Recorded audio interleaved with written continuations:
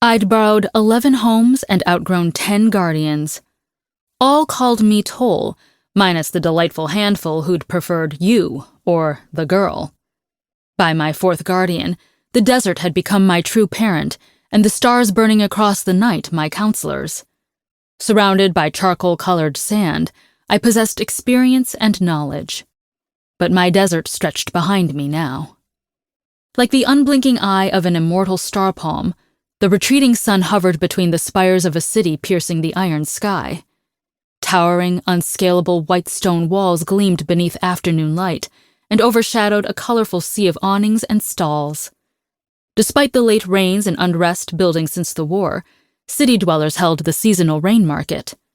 The distant trade route, a dangerous path slicing through the desert, guided groups of travelers carrying coin for market. I'd barely seen the trade route before. It didn't touch the remote villages I hailed from.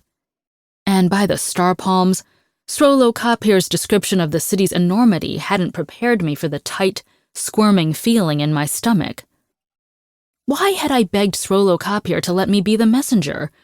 Why had I declared that I was 19 winters old, trained harder in fire than all my classmates, even though they'd progressed levels ahead of me, and had proven my undying loyalty to the Desert Rebellion?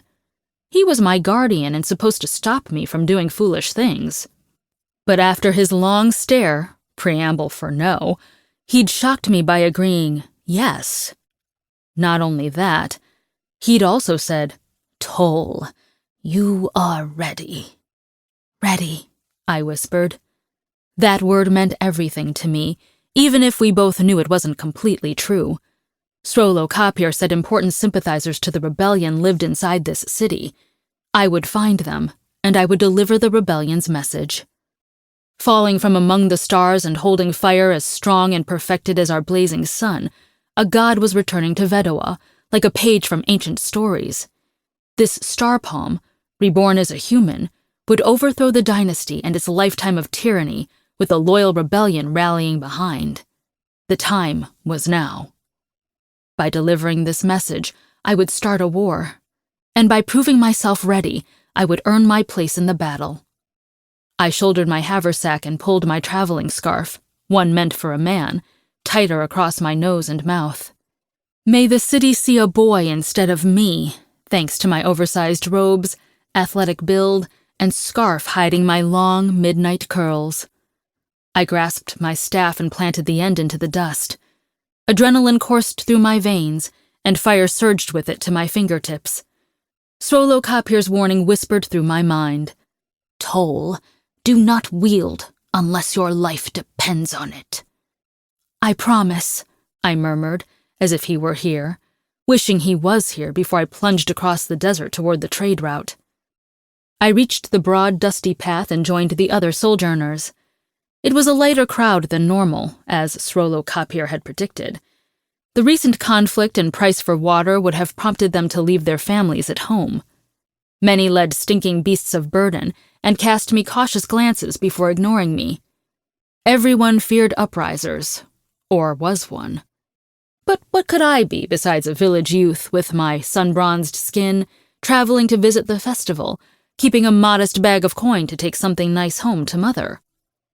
The sun dropped a finger length by the time we reached the market, and I parted from the others to melt between the blessedly covered stalls.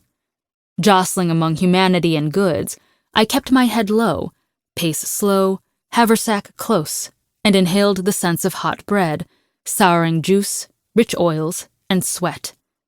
I held my breath, pushing through a group of hawkers murmuring to one another.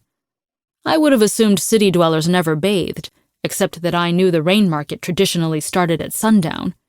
Curfews against the uprisings had forced the festival to begin at simmering midday. And if I didn't get inside before curfew, I'd be stuck spending the night out here among thieves, which was unthinkable, considering the message I carried. This risk was one of 3 reasons why Srolo Kapir almost forbade me to go. I heard the loud conversation of soldiers before I saw them infesting the market ahead. Wearing scarlet armor and crimson Tier 2 tattoos inked across their foreheads, unlike the paint equally gifted civilians wore, they eyed colorful blankets spread with dried spices and spoke the capital tongue.